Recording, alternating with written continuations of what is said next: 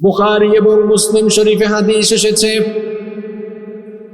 عن أبي هريرة رضي الله عنه عن النبي صلى الله عليه وسلم قال سيد المحدثين আবু হুরায়রা রাদিয়াল্লাহু আনহু এই হাদিসটি বর্ণনা করেছেন। তিনি বলেছেন নবী করিম সাল্লাল্লাহু আলাইহি ওয়াসাল্লাম বলেছেন তুনকাহুল মারআতু লিআরবা, চারটি বিষয়ের দিকে লক্ষ্য রেখে নারীদেরকে বিয়ে করা হয়।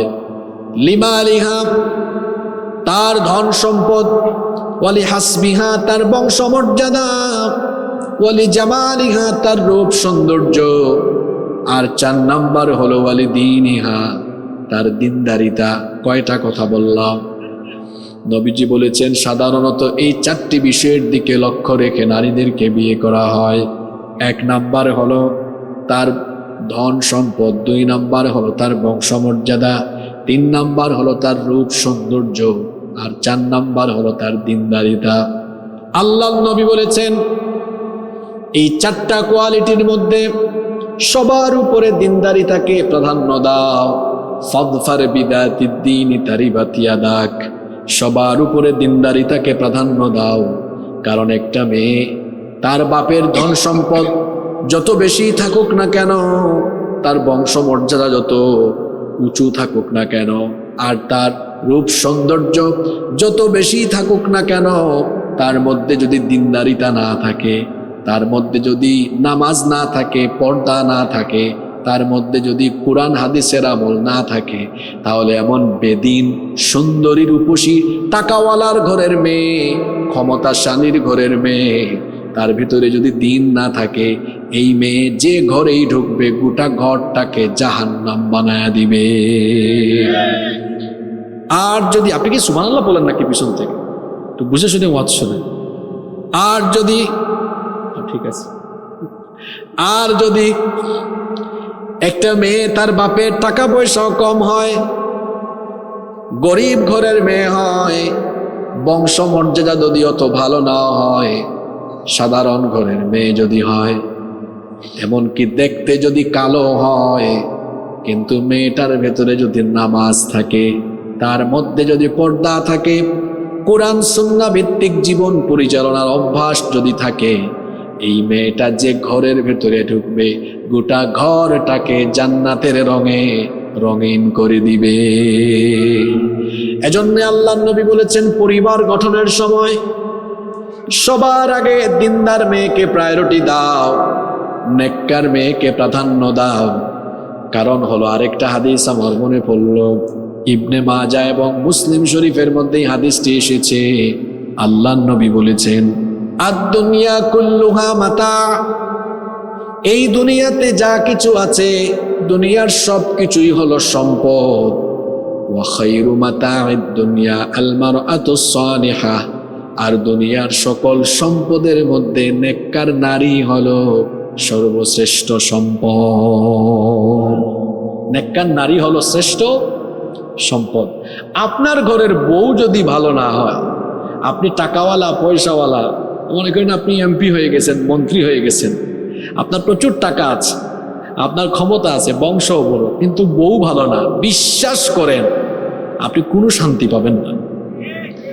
আর যদি টাকা পয়সাও কম হয়, সাধারণ জীবনযাপন করেন, অত বেশি কিছু নাই, কিন্তু বউটা যদি ভালো হয়, দেখবেন জীবনে প্রতিটি পরতে পরতে সে আপনাকে সাপোর্ট দিবে, আপনার গোটা জীবনটা সমৃদ্ধ হয়ে যাবে। সুবহানাল্লাহ।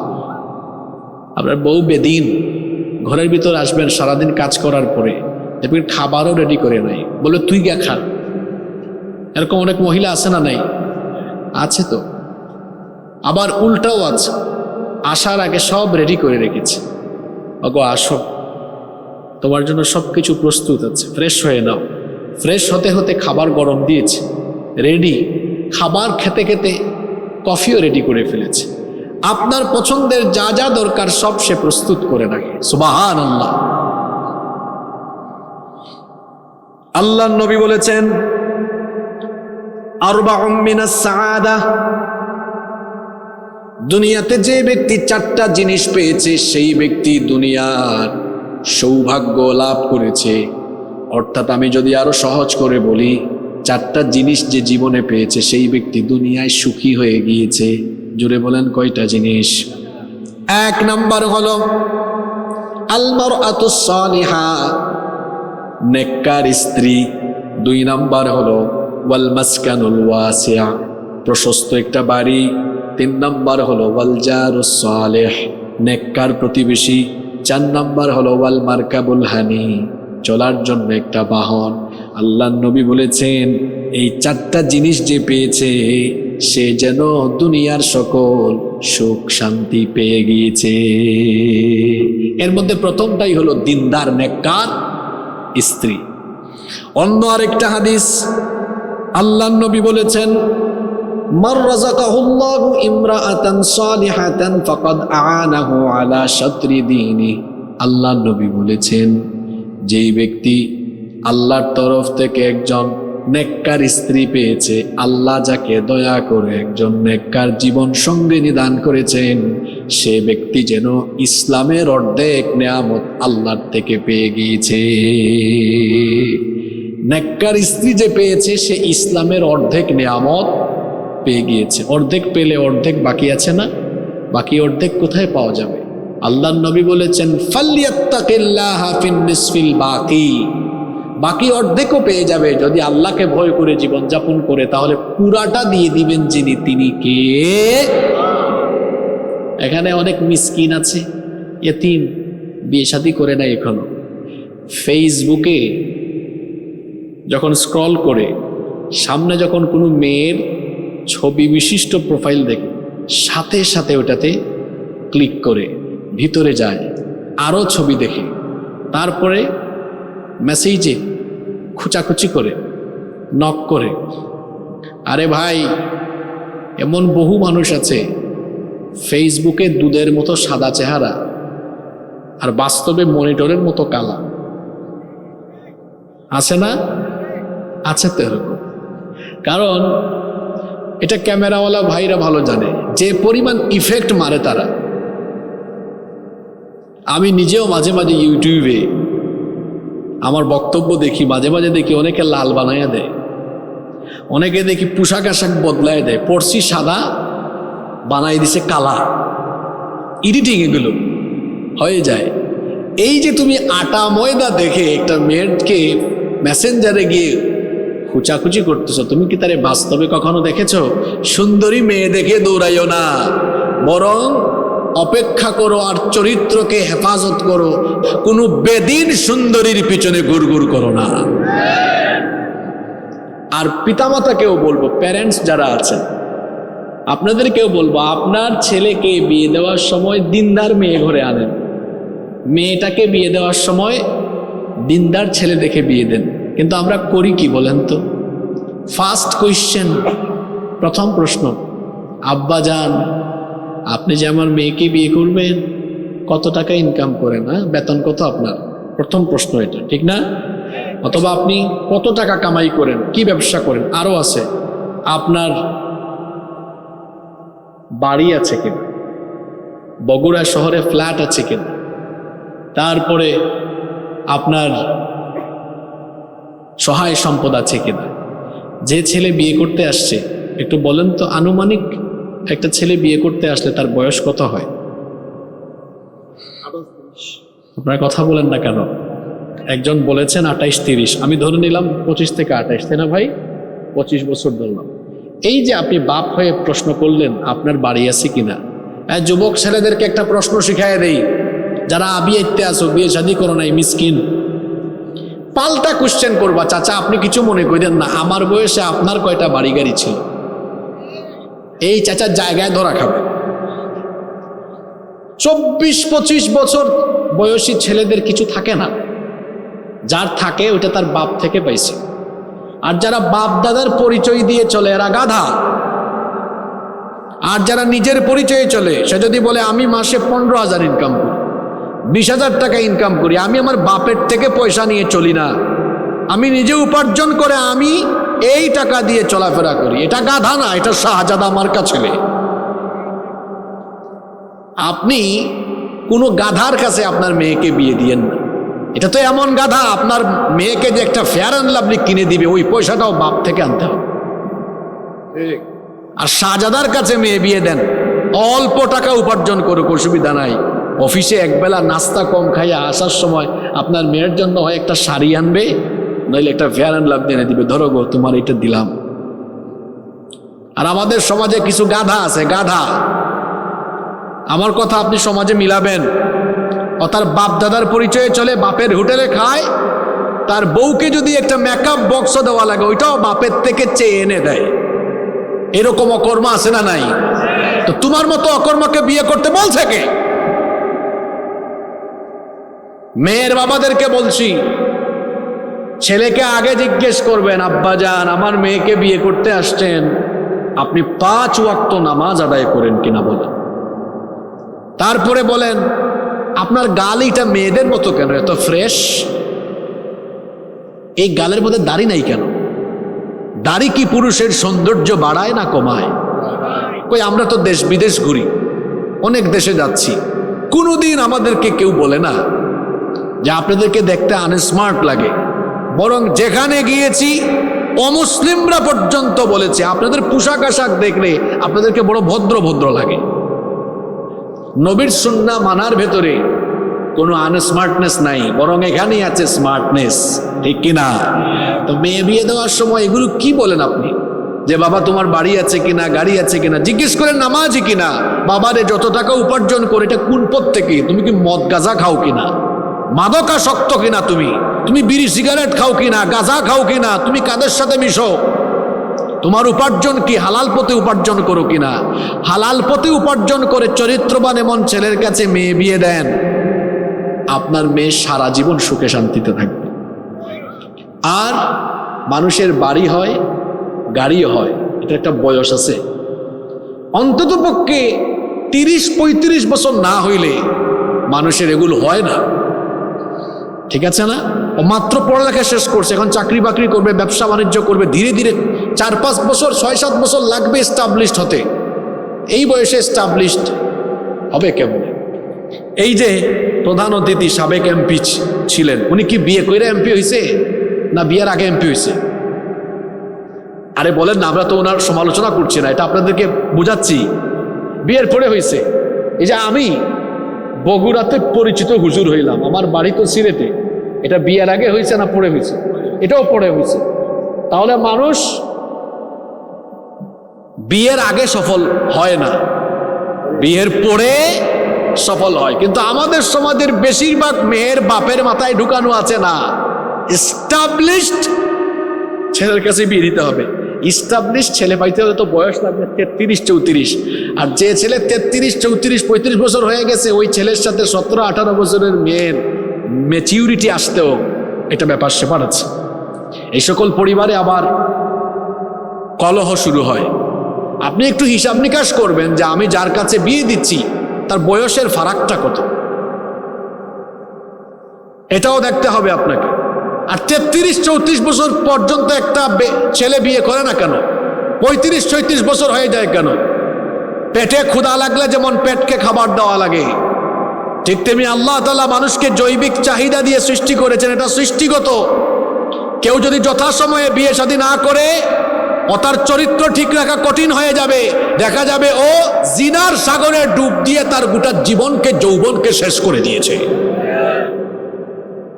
এজন্য চিন্তা ভাবনা করতে হবে। আজকের কথাগুলো যা বলে যাচ্ছে এগুলো বড় বাস্তবিক কথা, এগুলা জীবন ঘনিষ্ঠ কথা। বলছিলাম কিভাবে আপনি একটি জান্নাতি পরিবার সাজাবেন। 1 নাম্বার বলেছে ওই পরিবারের জন্য আগে একজন নেককার কি ঠিক করতে হবে, নেককার মা বা নেককার নারী। এখানে মা কেন বললাম, কেন একজন নারীর কথা আগে নিয়ে আসলাম, কেন একজন নারীর কথা আগে নিয়ে আসলাম? একটা পরিবার এত বড় হয়, এই পরিবারের বাচ্চাগুলো একজন মা থেকে আসে, ঠিক না বেঠিক? এই মায়ের পেট থেকেই তো সন্তানগুলো হয়। এই মা যখন ভালো থাকবে, এই ভালো মায়ের পেট থেকে ভালো সন্তান আসবে। আর মা যখন খারাপ হবে, দেখা যাবে এখান থেকে খারাপ কিছু প্রডিউস হয়ে যেতে পারে। শোনেন, আজকের বিজ্ঞান বলছে a child gets hearing before 16 weeks of birth.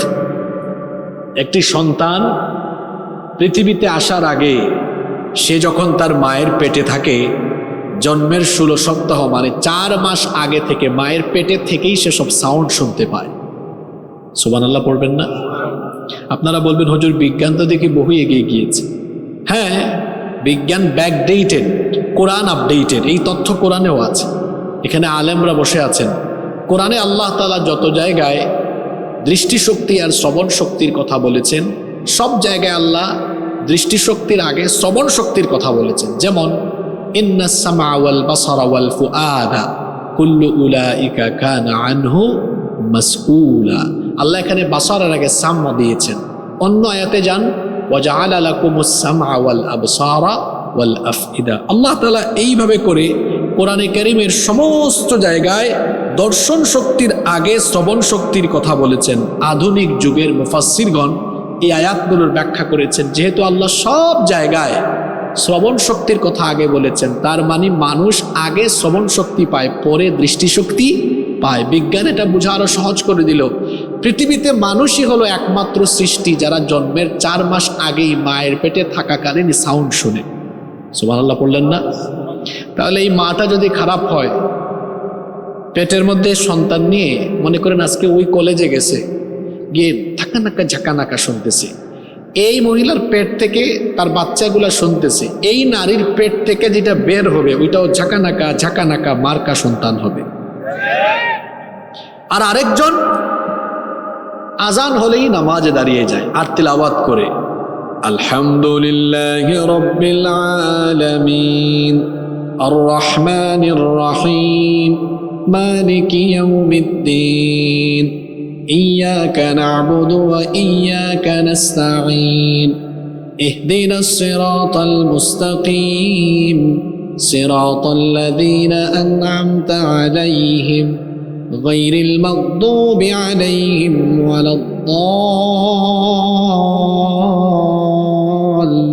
ওয়ালাদ-দাল্লিন। এখন এই সন্তান পেটের ভেতরে ডেইলি সূরা ফাতিহা শুনে, অন্যান্য সূরা শুনে, তাসবিহ তাহলিল শুনে, জিকির আজকার শুনে। এই নারীর পেট থেকে যেটা বের হয়, বের হওয়ার পরে আলেম হয়, হাফেজ হয়, মুফাসসির হয়, জগৎ বিখ্যাত দার্শনিক হয়, ভালো মানুষ হয়, চরিত্রবান হয়, আল্লাহওয়ালা হয়, পীর মাশায়েখ পর্যন্ত হয়ে যায়। সুবহানাল্লাহ। তাহলে বুঝতেছেন একটা ভালো পরিবারের জন্য 1 নাম্বার পয়েন্টে কেন আগে ভালো মায়ের কথা বললাম? কারণ একজন মা, তিনি তো সন্তান উৎপাদনের কারখানা। তিনি যদি ভালো না হন তো পরিবার ভালো হবে কেমনে? এজন্য এখানে যত বাবারা এসেছেন, অনেক দাদারাও এসেছেন, তাই না? নাতি নাতনিকে অজাত কুজাতের হাতে তুলে দিয়েন না। এটা একটু আঞ্চলিক ভাষা ইউজ করলাম, অজাত কুজাত মানে বুঝছেন তো? আর বাবা যারা আছেন ছেলে মেয়েকেও যে কারো হাতে তুলে দিয়েন না।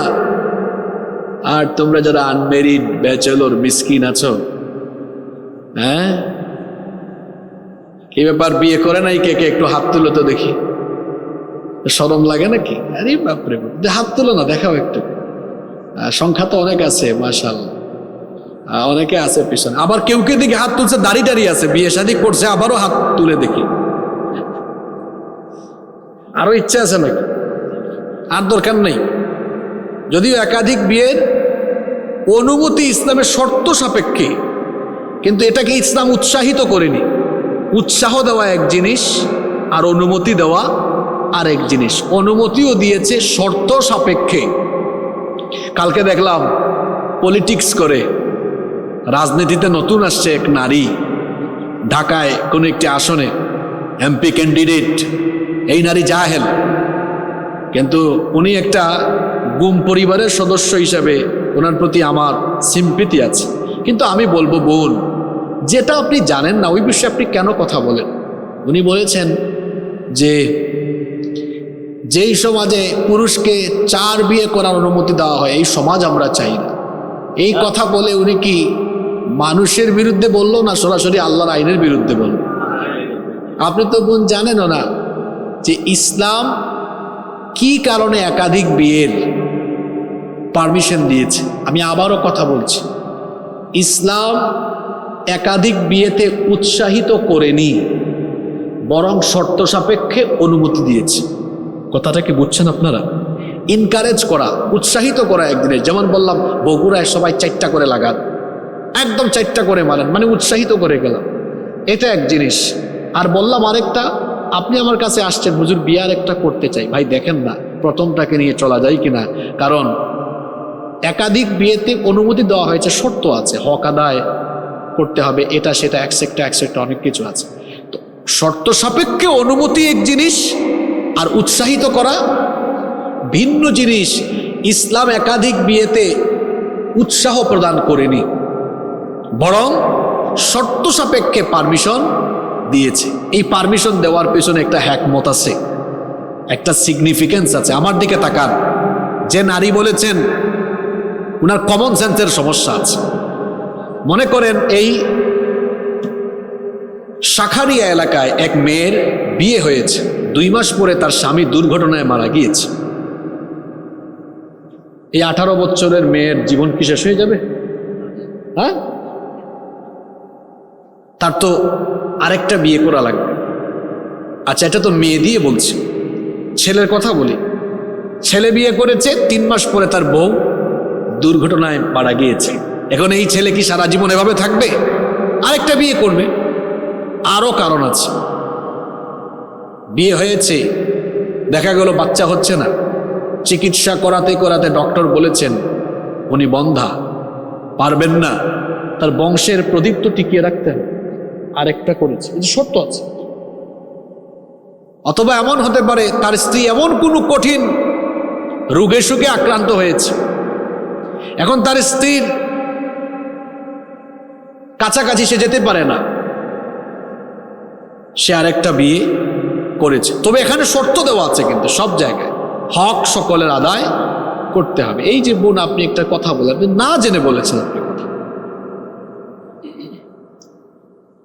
পৃথিবীর আল্লাহ নবীও একাধিক বিয়ে করেছেন, করেন নাই? একজন ছিলেন কুমারী, নাম কি? আয়েশা রাদিয়াল্লাহু আনহা। বাকি সবাই ছিলেন কেউ কেউ তালাকপ্রাপ্তা, কেউ কেউ বিধবা। একাধিক বিয়ে ইসলাম উৎসাহিত করেনি, শর্ত সাপেক্ষে অনুমতি দিয়েছে, জায়েজ করেছে।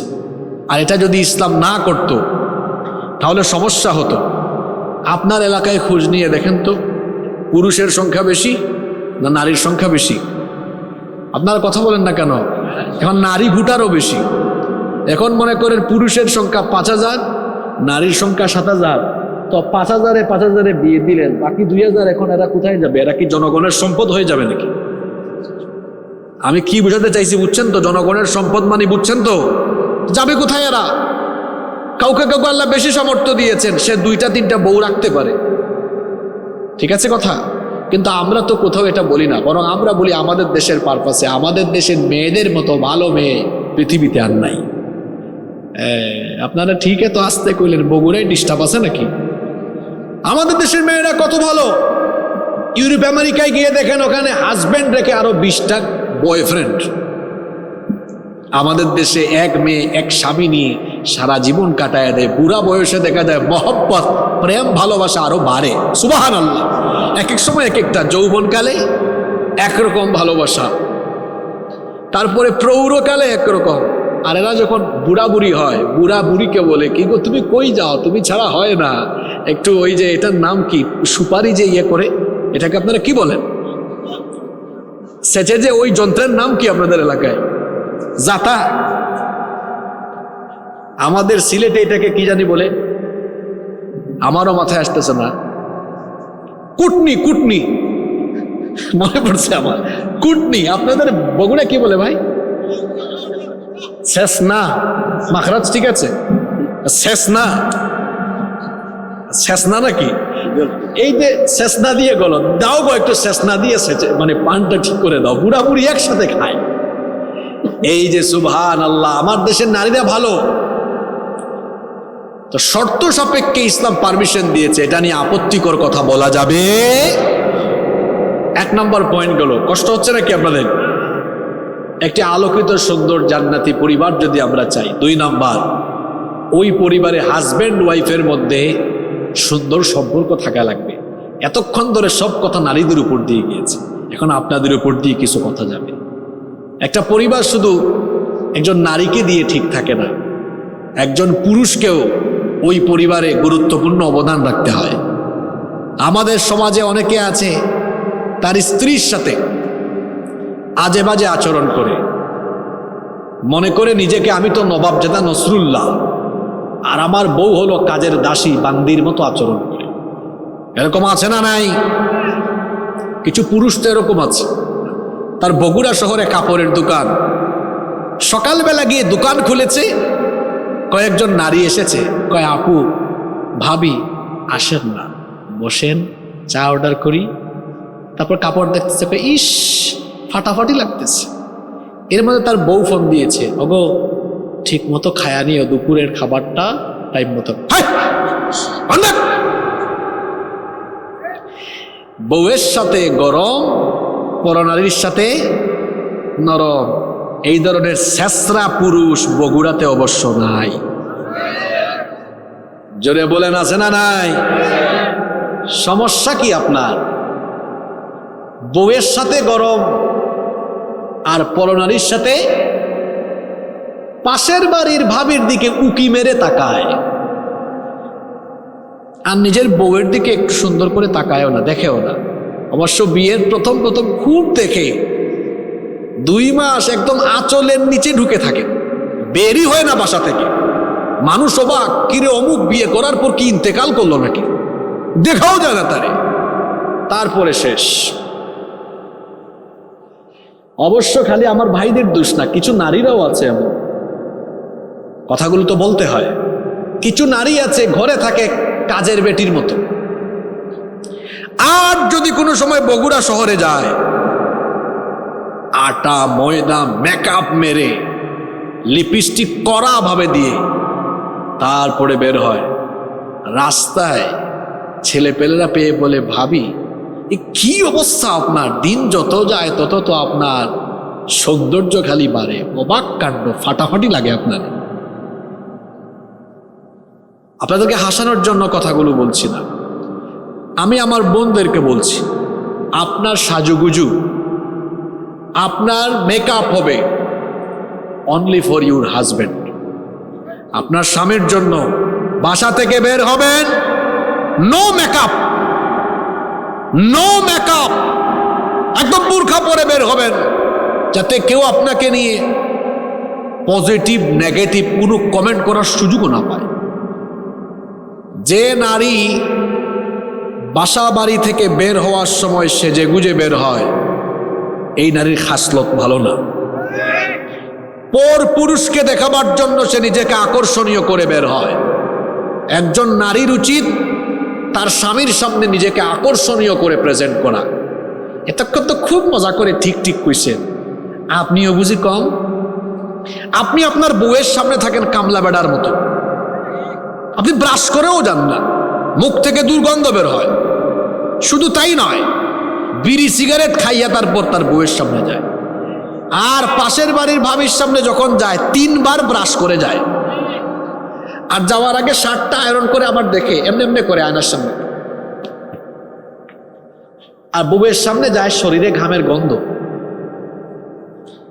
আছে না নাই? এগুলো বাস্তবিক কথা।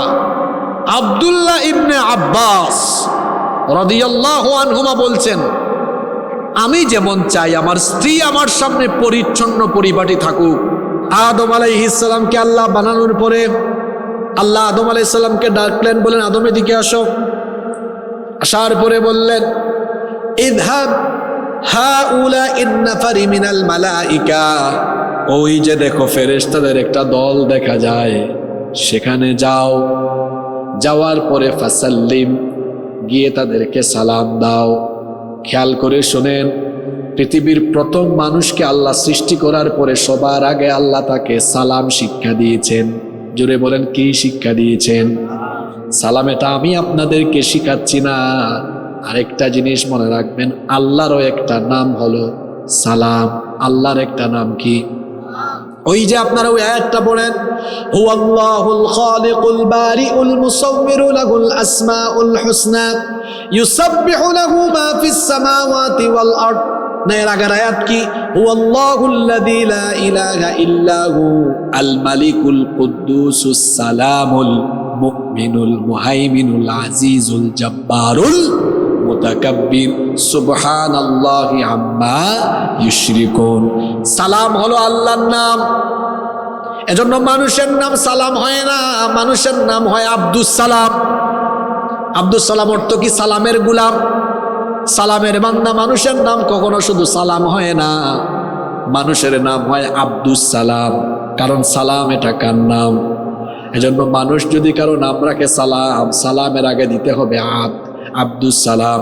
আল্লাহর নাম খালিক, মানুষের নাম কখনো খালিক হয় না, মানুষের নাম হয় আব্দুল। আল্লাহর নাম হলো মাজিদ, এই জন্য মানুষের নাম কখনো মাজিদ হয় না, মানুষের নাম হয় আব্দুল মাজিদ। আল্লাহর নাম হলো করিম, এজন্য মানুষের নাম করিম হয় না, মানুষের নাম হয় আব্দুল করিম। করিমের গোলাম, করিমের বান্দা। বলছিলাম ওই ঘটনাটার কথা। আল্লাহ আদম আলাইহিস সালামকে বললেন, ওখানে যাও, গিয়ে দেখো ফেরেশতাদের একটা দল আছে, তাদেরকে সালাম দাও। আর মনোযোগ দিয়ে শুনবে তারা তোমাকে জবাবে কি বলে। আমাদের বাবা আদম আলাইহিস সালাম সেখানে গিয়ে ফেরেশতাদেরকে সালাম দিলেন, বললেন আসসালামু আলাইকুম। ফেরেশতারা উত্তর দিল ওয়া আলাইকুমুস সালাম ওয়া রাহমাতুল্লাহ। আরো বাড়িয়ে দিল সালাম। এটা বাড়ায়া দিবেন, কারণ যত বাড়াবেন তত ফজিলত। তবে বাড়াতে বাড়াতে আবার বেদাত করবেন না, কারণ আমার দেশে অনেকে সালাম নিয়ে ফাইজলামি করে। অনেকে বলে আসসালামু আলাইকুম ওয়া রাহমাতুল্লাহি ওয়া বারাকাতুহু মাগফিরাতুহু জান্নাতুহু। এইগুলো কোনো হাদিসে নাই। সালাম হলো এতটুকু, আসসালামু আলাইকুম এতটুকু দিলে সালাম হয়। বাড়াতে চাইলে ওয়া রাহমাতুল্লাহ পর্যন্ত, অথবা ওয়া রাহমাতুল্লাহি ওয়া বারাকাতুহু এতটুকু পর্যন্ত বাড়ানো যায়, এর বাইরে আর কোনো সালাম নাই। তবে সওয়াবের ক্ষেত্রে ভিন্নতা আছে।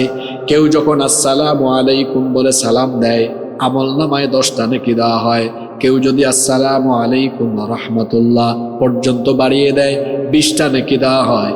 আর কেউ যদি আসসালামু আলাইকুম ওয়া রাহমাতুল্লাহি ওয়া বারাকাতুহু পর্যন্ত বাড়িয়ে সালাম দেয়, আল্লাহ আমলনামায় 30টা নেকি দান করে দিবেন। আরো আসতে বলেন সুবহানাল্লাহ। সালাম, সালাম শেখানো হলো। সালামটা শিখিয়েছেন কে? জোরে বলেন। ইউরোপ আমেরিকার কালচার আমাদের বইয়ে ঢুকেছে। দেখবেন এখন ইংলিশ ফর টুডে বা ক্যামব্রিজ কারিকুলামের বই, আপনারা ইংলিশ মিডিয়ামের সন্তানদেরকে পড়ান না? ইংলিশ মিডিয়ামে পড়ান তো, ব্রিটিশ কারিকুলামে হাই হেই শেখানো হচ্ছে। আমরা এটাকে ইসলামাইজেশন করে ফেলব। যেখানে হাই আছে আমরা বলবো ডোন্ট সে হাই, সে আসসালামু আলাইকুম। এটা শুদ্ধ করে দিবেন। অনেকে আছে সালাম শুদ্ধ করে দেয় না, কত ডিজাইনের সালাম। সালাম আলাইকুম, আসসালামু আলাইকুম, আসসালামু আলাইকুম, মানে এমন খুব স্টাইল। আসসালামু আলাইকুম, আসসালামু আলাইকুম। আপনারা হাসতেছেন, হাসানোর জন্য বলতেছি না তো, এরকম বলে কি বলে না। আর আমাদের দেশে যারা পলিটিক্স করে 100-র মধ্যে 90 জন বিশুদ্ধ সালাম দিতে পারেন।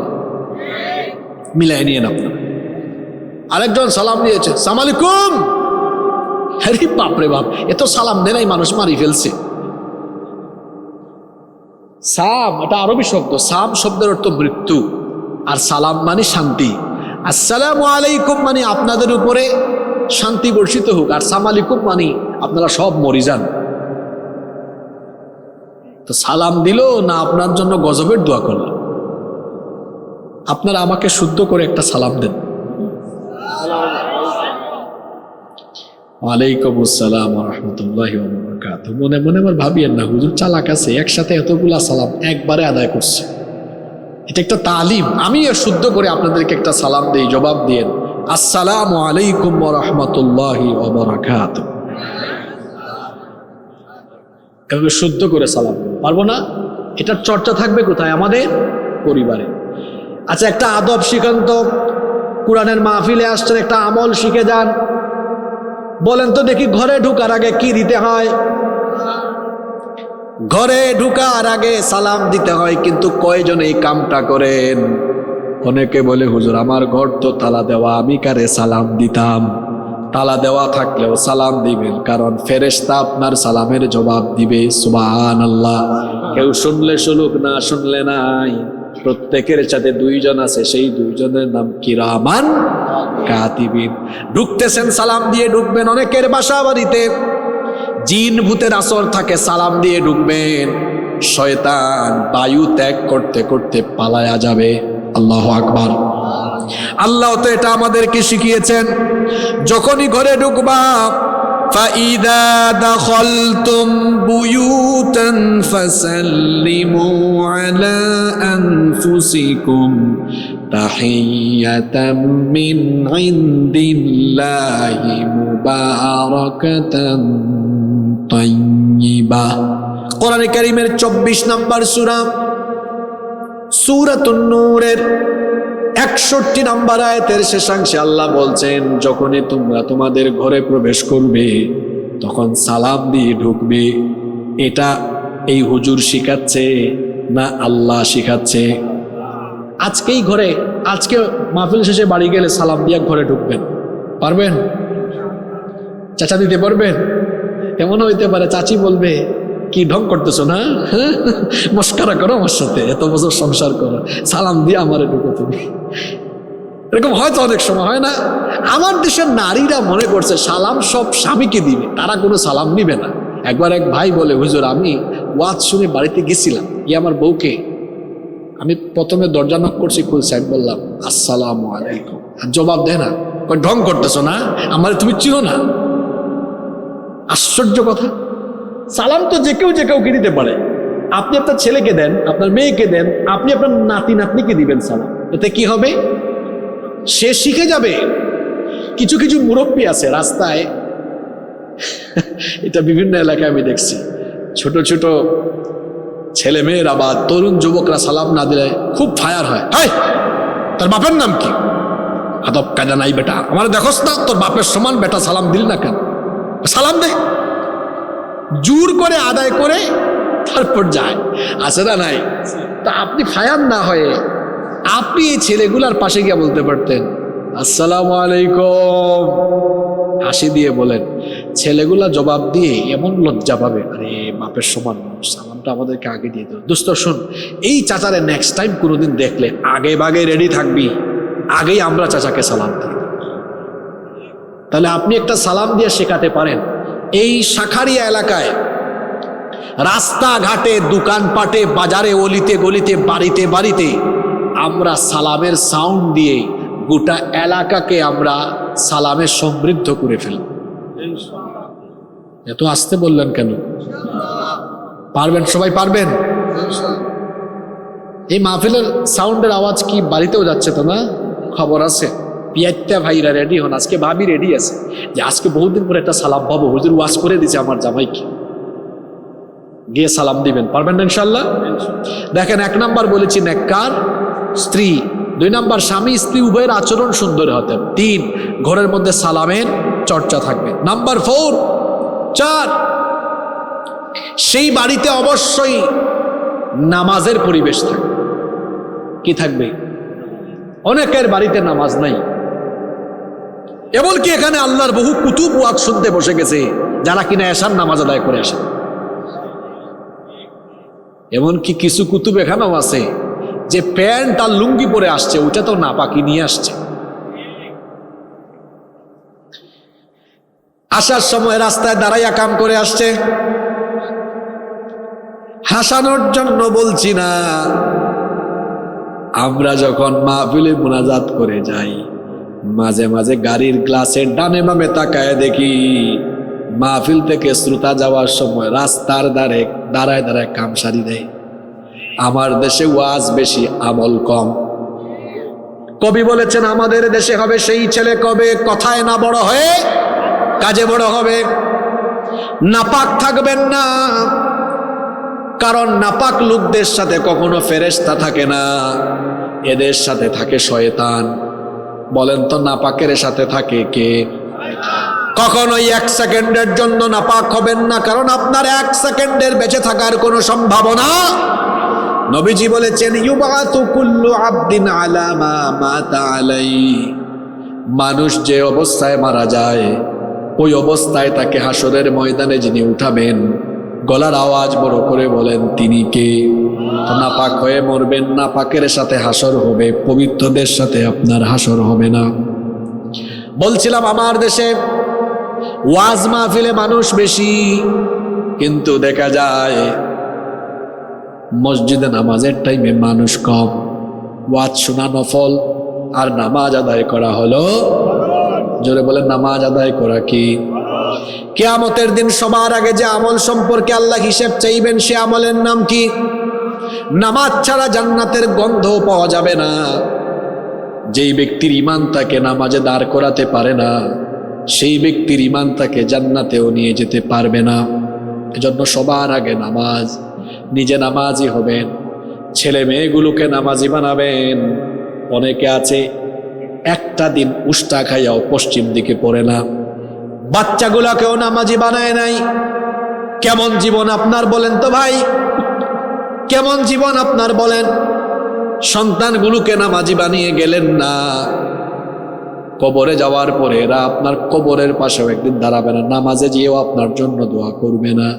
কিন্তু আপনি যখন নামাজে যাবেন, সন্তানগুলোকে হাতে ধরে ধরে নিয়ে নামাজে যাবেন, নামাজি বানায়া যান।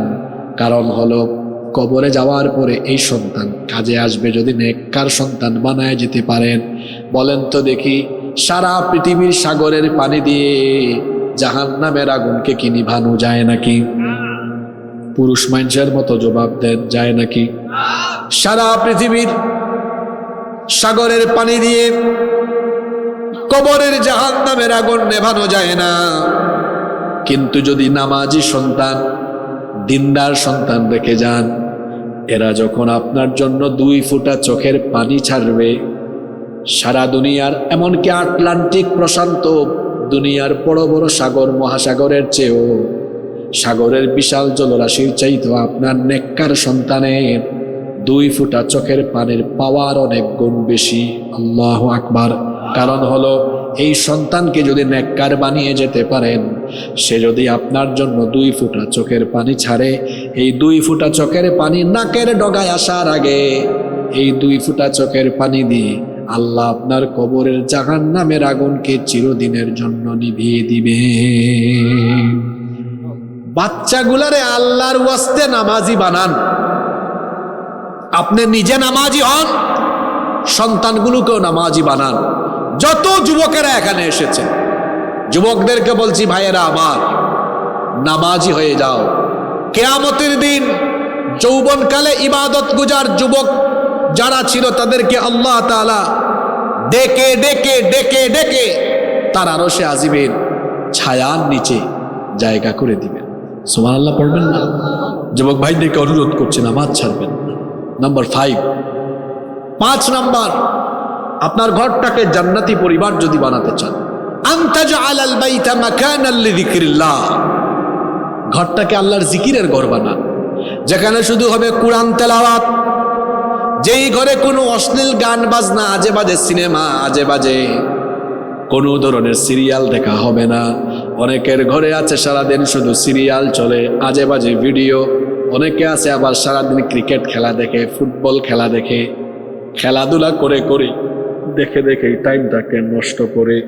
ঘরটাকে এমন বানান যেই ঘরের ভেতরে কোরআন তেলাওয়াত চলবে, যেই ঘরের ভেতরে কোরআনের তাফসীর চলবে, যেই ঘরের মধ্যে শুধু কোরআন আর জিকির আজকারের সাউন্ড চলবে, যেই ঘরে এমন পরিবেশ থাকবে সেই ঘরে শয়তান কখনো ঢুকতে পারবে। ঘরের মতো চালাই দিচ্ছেন, থাকবি না দিন দিন দিন। এরকম ঘর আছে না নাই? আপনাদের এই সমাজে টোটাল কত ঘর আছে? আপনাদের এই দক্ষিণ পাড়ায় মসজিদ আছে না? এখানে কত ঘর আছে? পঞ্চায়েত না সমাজ বলেন আপনারা? সমাজ। কত ঘর আছে? মসজিদ কমিটির কেউ নাই? কত ঘর আছে? 350। প্রত্যেক ঘর থেকে 100 আসলেও তো 350 হওয়ার কথা। একজন রাঁধুনি যখন রান্না করে এক ভাতে টিপ দিলেই বুঝে বাকিগুলা হয়েছে কিনা। তেমনি বক্তা যারা এক এলাকায় পা ফেলেই টের পায় ওই এলাকায় কি পরিবেশ চলে। বুঝতে পেরেছেন? বেশি কথা আর বললাম না। এলাকায় অপসংস্কৃতি,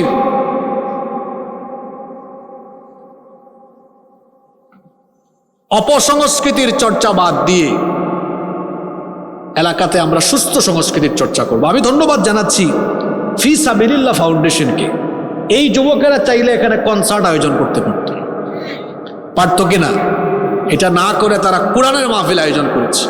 আল্লাহ আমার ভাইদের প্রচেষ্টাকে কবুল করে নেন এবং এই এলাকাকে আল্লাহ কোরআনের জন্য আবাদ করে দেন। বলেন আমিন। একদিন এই ফি সাবিলিল্লাহ ফাউন্ডেশনের মাধ্যমে আমি আশা রাখি এই এলাকার প্রতিটি ঘরে ঘরে কোরআনের আলো জল জল করে জ্বলবে ইনশাআল্লাহ, এবং তারা এই কার্যক্রম অব্যাহত রাখবেন, আপনারাও সহযোগিতা করবেন ইনশাআল্লাহ। আমি বলছিলাম আমাদের ঘরগুলোর পরিবেশ সুন্দর বানাবো, সেখানে নাচ গান থাকবে না, দিন দিন দিন এগুলো থাকবে না। অনেকের বাড়িতে বিয়ে শাদী হয় গান বাজনা দিয়ে। এই যে সকল ছেলেরা এখানে আসছো বিয়ে করো নাই, তোমাদেরকে বলছি, তোমরা তো আমাদের জুনিয়র, এখনো বিয়ে শাদী করো নাই, তোমাদেরকে বলছি এই ডুল বাজাইয়া গান বাজাইয়া বিয়ে করো না। কারণ বিয়ে একটা পবিত্র জিনিস, এই পবিত্র জিনিস। আচ্ছা, গান বাজনা কি পাক পবিত্র না অপবিত্র? আমি তোমাকে বলে দিলাম, কান খাড়া করে একদম মেমোরিতে সেভ করে রাখো। যে ছেলে থাকদি না দিন দিন ডুল বাজাইয়া গান বাজাইয়া বিয়ে করবে, মনে রাখবা তুমি তো অপবিত্র জিনিস দিয়া তোমার দাম্পত্য জীবন শুরু করলা। তোমার ঘরে যেগুলা আসবে এরপরে সব ডিস্কো আর ঝাঁকানাকা মার্কা আসবে। তোমার কপাল খারাপ। তুমি আলেমদেরকে ডেকে নিয়ে আসবা, হুজুর আমাকে পরামর্শ দেন সুন্নাতি তরিকায় বিয়ে করবা, কি করে আমার বিয়েতে অশ্লীলতা থাকবে না। তুমি বিয়ে করছো, আমরা বিয়ে করি নাই, কই আমরা তো অপবিত্রতা দিয়ে শুরু করলাম না, আমাদের তো কোনো অসুবিধা হলো না। যুবকদেরকে সিদ্ধান্ত নিতে হবে। আমার এই ভাইরা সিদ্ধান্ত নিলে সমাজে অপসংস্কৃতির কবর হয়ে যাবে। কোনো গান বাজনা দিয়ে আমাদের বিয়ে হবে না, আমাদের গান বাজনা হবে দ্বীনি পরিবেশ, যেখানে কোনো নাপাক জিনিস থাকবে না। রাজি আছেন তো সবাই? অনেক জায়গায় গান বাজনা আর নারী পুরুষের অবাধ মেলামেশা দিয়ে বিয়ে শাদী হচ্ছে।